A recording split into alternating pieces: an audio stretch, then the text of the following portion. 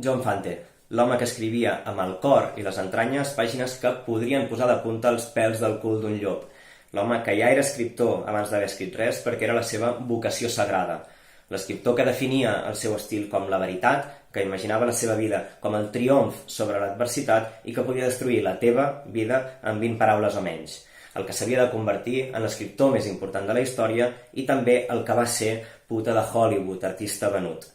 Són alguns apunts sobre Fante utilitzant paraules del propi Fante que crec que poden servir per fer-nos una idea inicial de l'autor a qui dedicarem 3 tardes, 9 hores de videoclasse el proper mes de gener.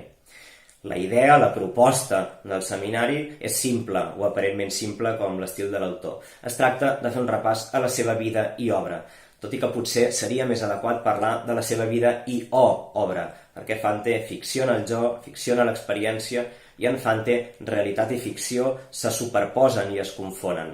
D'això, evidentment, en parlarem i farem un plànol general de la seva obra, com si fos el seu propi gran circuit, pensant en el del pare, el paleta Nicola, amb qui crec que podrem fer diversos paral·lelismes.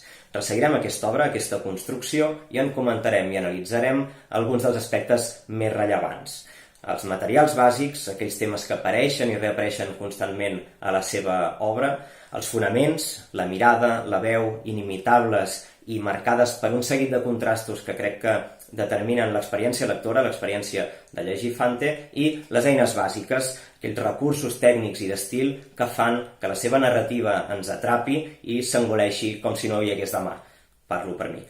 També parlarem de referents, de context, d'influències, tot plegat a partir de la lectura de les seves novel·les i relats, de les aportacions d'allò que s'ha escrit i dit sobre la seva vida i obra i sobretot de tot el que en vulguem dir i debatre en altres, que aquesta és la idea. En definitiva, que si teniu ganes de descobrir Fante plegats, o d'aprofundir-hi, o de comentar-lo, o de compartir-lo, us hi espero. I si no, doncs res, llegiu-lo igualment. Salut i, si voleu, fins aviat. Què?